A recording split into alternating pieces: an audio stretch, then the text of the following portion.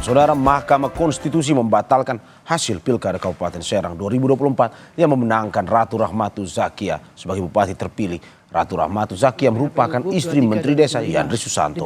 Dalam pertimbangannya, MK menilai ada keterlibatan struktur aparat pemerintah desa sehingga Majelis Hakim meyakini telah terjadi serangkaian pelanggaran yang secara fundamental merusak kemurnian suara pemilih.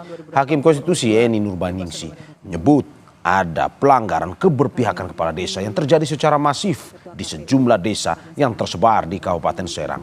Untuk itu, MK meminta KPU melakukan pemungutan suara ulang paling lama 60 hari sejak putusan. Menyatakan batal keputusan Komisi Pemilihan Umum Kabupaten Serang nomor 2028 tahun 2024 tentang penetapan hasil pemilihan Bupati dan Wakil Bupati Serang tahun 2024 bertanggal 4 Desember 2024. 3. Memerintahkan Komisi Pemilihan Umum Kabupaten Serang untuk melaksanakan pemungutan suara ulang pemilihan Bupati dan Wakil Bupati Serang tahun 2024 di seluruh TPS di Kabupaten Serang dengan mendasarkan pada daftar pemilih tetap, daftar pemilih pindahan dan daftar pemilih tambahan yang sama dengan pemungutan suara pada tanggal 27 November 2024. Rekaman video yang menggambarkan terjadinya peristiwa pernyataan pemberian dukungan kepada pasangan calon nomor 2 oleh sejumlah kepala desa, di mana rekaman video tersebut telah disebar di media sosial dan situs pemberitaan daring. Fakta mengenai rekaman video tersebut telah terkomunikasi melalui bukti yang dilampirkan oleh Bawaslu Kabupaten Serang. Video bukti dan seterusnya dianggap diucapkan yang pada pokoknya menyatakan bahwa benar telah terjadi ketidakneutralan kepala desa dalam pemilu kada Kabupaten Serang. Berkenaan dengan tersebut merupakan fakta hukum yang tidak terbantahkan bahwa Yandri Susanto selaku menteri memiliki hubungan pernikahan dengan Haja Ratu Rahmatu Zakia selaku calon bupati dari pasangan calon nomor 2. Peristiwa Yandri Susanto dalam posisi sebagai menteri telah menyelenggarakan atau menghadiri kegiatan yang di dalamnya terdapat pernyataan bersifat meminta atau mengarahkan kepala desa untuk mendukung pasangan calon nomor urut 2. Berdasarkan keputusan Mahkamah Konstitusi, ada lebih dari 20 daerah yang harus melakukan pemungutan suara ulang, baik di seluruh TPS maupun di sebagian TPS. Di antaranya Provinsi Papua, Kabupaten Pasaman, Kabupaten Bovendigul, Kabupaten Barito Utara, Kabupaten Tasikmalaya, Kabupaten Magetan, Kabupaten Serang, Kota Palopo, Kota Banjarbaru, Kabupaten Kutai Kertanegara, Kota Sabang, Kabupaten Siak, Kabupaten Gorontalo Utara, dan Kabupaten Bengkulu Selatan.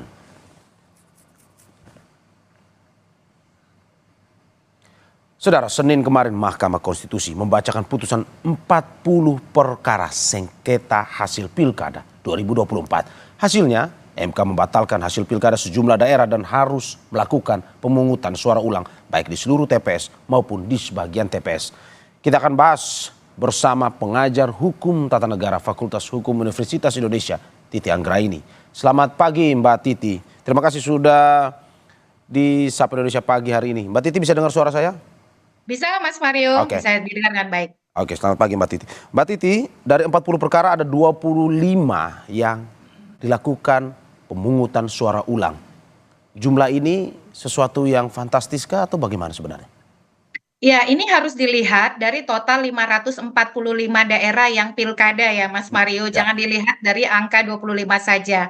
Dari 545 daerah yang pilkada, kemudian masuk 310 perselisihan hasil pilkada ke Mahkamah Konstitusi. Dari 310 tadi, 270 sudah diputus dismisal, tidak dapat diterima dan seterusnya pada tanggal 4 sampai 5 Februari lalu, dan 40 perkara berlanjut ke pembuktian. Nah, 25 ini saringan dari 40 perkara yang lanjut ke pembuktian dari total 310. Jadi kalau kita lihat dari sisi angka, kalau bandingkan dengan Pilkada serentak 2020 misalnya ya. Ada 270 daerah pada waktu itu, kemudian MK mengabulkan 20 permohonan. Jadi sebenarnya ini juga tidak besar, walaupun kemudian dari sisi substansi kita patut apresiasi Mahkamah Konstitusi. Mahkamah betul-betul berupaya untuk menegakkan demokrasi dan keadilan substansial dalam pemilu dan Pilkada 2024 ini. Misalnya kalau kita bagi nih tipologinya ya Mas Mario, pertama MK itu tidak akan mentolerir pelanggaran terhadap keterpenuhan syarat calon. Makanya di sejumlah daerah calon yang tidak terpenuhi syarat ijazah minimal SMA, kemudian periodisasi, lalu status masa jeda sebagai mantan terpidana, bahkan ada 2 daerah yang masih terpidana, itu tanpa tedeng aling-aling oleh MK diperintahkan pemungutan suara ulang.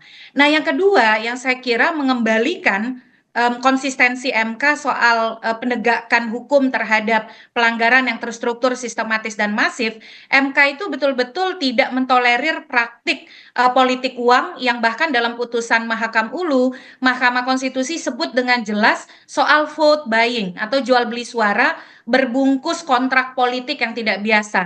Termasuk juga MK tidak menolerir politisasi dan cawe-cawe kepala desa, termasuk keterlibatan pejabat negara dan pejabat daerah.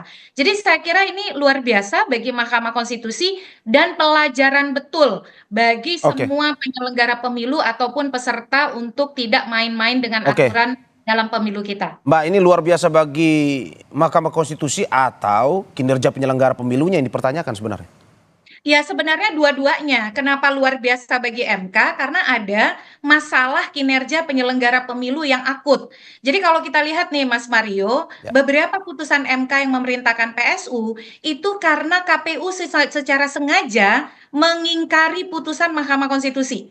Contohnya, soal ketentuan tentang periodisasi masa jeda periodisasi jabatan kepala daerah, bagaimana cara menghitungnya. Itu putusan MK sudah terang benderang. Misalnya tidak membedakan jabatan yang dilantik ataupun yang faktual atau real, tapi KPU mengatur berbeda. Lalu kemudian meloloskan terpidana ataupun kemudian mantan terpidana yang belum lewat masa jeda. Termasuk juga ada rekomendasi dari Bawaslu yang alih-alih justru meluruskan aturan main, justru malah meloloskan terpidana dalam kontestasi pilkada.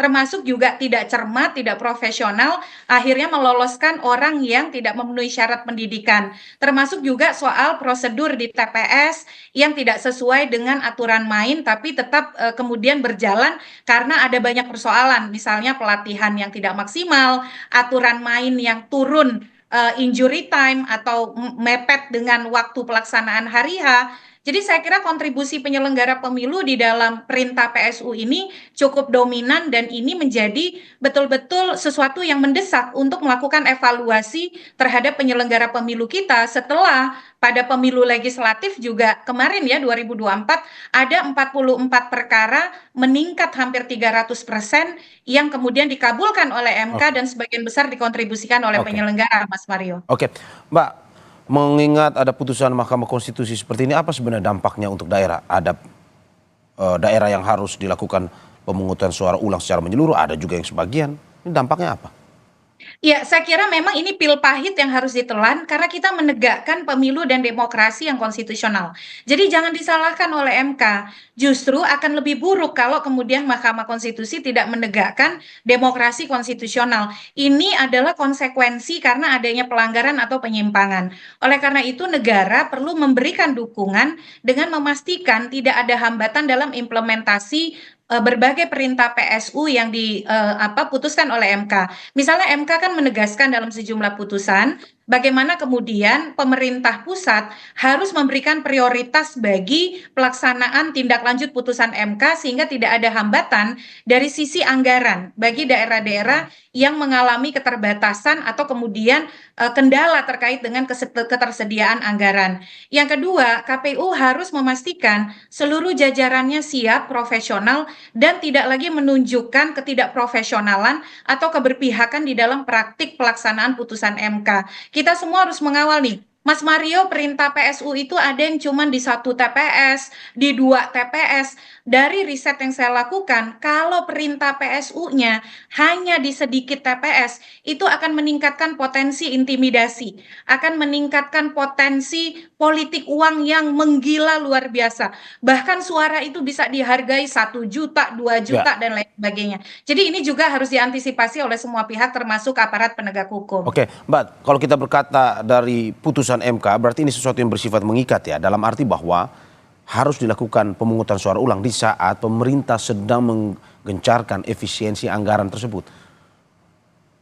Iya, betul sekali. Makanya kemudian soal efisiensi ini jangan dibenturkan dengan komitmen kita berdemokrasi. Ya. Kalau ini tidak ditindaklanjuti, eksesnya bahkan bisa lebih buruk. Ketidakpuasan daerah dan kemudian bagaimana citra Indonesia di masyarakat nasional, dalam negeri dan juga dunia soal komitmennya berdemokrasi. Kalau kita mau efektif, sebenarnya semua pihak harus patuh. Penyelenggara pemilunya jangan main-main dengan aturan, menjaga profesionalitas pesertanya juga jangan curang.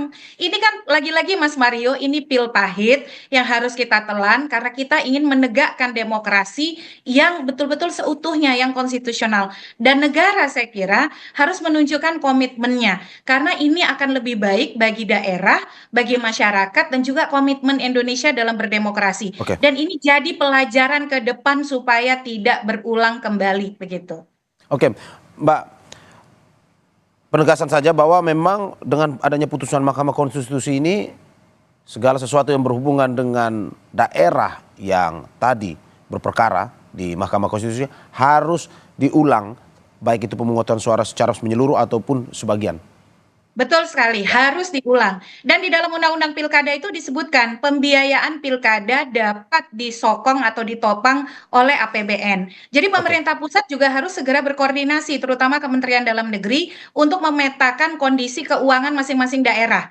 Jadi kalau memang ada daerah yang mengalami hambatan dalam ketersediaan pembiayaan pilkada ulang atau PSU ulang ini, maka pemerintah pusat harus berkontribusi karena ini bagian dari amanat konstitusi dan amanat undang-undang kita. Jangan sampai kemudian ada penyimpangan, upaya untuk menggeser atau kemudian menyimpangi pelaksanaan putusan MK dengan berbagai tafsir atau dalih. Putusan MK sudah sangat terang benderang, Mas Mario, tidak ada celah untuk tidak melaksanakan putusan Mahkamah Konstitusi. Oke, Mbak, ini terakhir.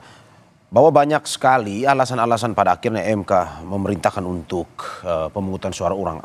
Anda sudah menyebutkan beberapa dan juga pun terjadi di berbagai daerah. Bagaimana ke depan evaluasinya, solusinya untuk nantinya hal-hal tersebut tidak terulang lagi. Dalam arti bahwa tidak terjadi pada akhirnya kecurangan waktu pada akhirnya pemungutan suara ulang, ini berjalan lancar. Pun juga apakah perlu legislator memanggil penyelenggara pemilu untuk nantinya melihat secara keseluruhan ini bagaimana ke depan saat ini maupun ke depan agar hal-hal seperti ini tidak terjadi lagi. Iya, saya setuju ya bahwa satu, penyelenggara pemilu kita itu independen, tapi dia tidak bekerja di ruang hampa. Dia harus patuh pada konstitusi dan undang-undang. DPR tugasnya adalah mengawasi pelaksanaan undang-undang. Ketika DPR menemukan ada penyimpangan putusan MK, pelaksanaan undang-undang, fungsi pengawasan itu bekerja, bukan mengevaluasi individu, tapi mengevaluasi kinerja pelaksanaan undang-undang. DPR punya hak yang bisa digunakan. Tahun 2009, DPR pernah menggunakan hak angket untuk kemudian mengevaluasi kinerja pemenuhan hak konstitusional warga negara. Saya kira kita harus bersungguh-sungguh ya terkait dengan penekanan supaya penyelenggara pemilu kita tidak bermain-main dengan aturan. Di pemilu 2024 ada banyak persoalan soal ketidakpatuhan pada undang-undang dan putusan MK yang juga berujung pada perintah pemungutan suara ulang. Ini akhirnya negara dan masyarakat mengalami kerugian karena ketidakpatuhan penyelenggara. Saya berharap ini bisa dievaluasi secara serius oleh DPR berbasis kelembagaan, bukan individu per individu di dalam ruang tertutup ya, tetapi dilakukan terbuka dan dimintai akuntabilitasnya karena memang undang-undang pemilu juga memungkinkan DPR untuk menjalankan fungsi itu dalam memastikan praktik pilkada yang luber dan Oke. demokratis, Mas Mario. Ya, terima kasih pengajar hukum tata negara Fakultas Hukum Universitas Indonesia Titi Anggrani atas apa yang disampaikan pada hari ini. Semoga memberikan evaluasi kepada penyelenggara pemilu untuk tidak lagi mengulang apapun yang menjadi koreksi pada tahun ini untuk penyelenggaraan pemilu selanjutnya. Terima kasih Mbak, sehat-sehat selalu.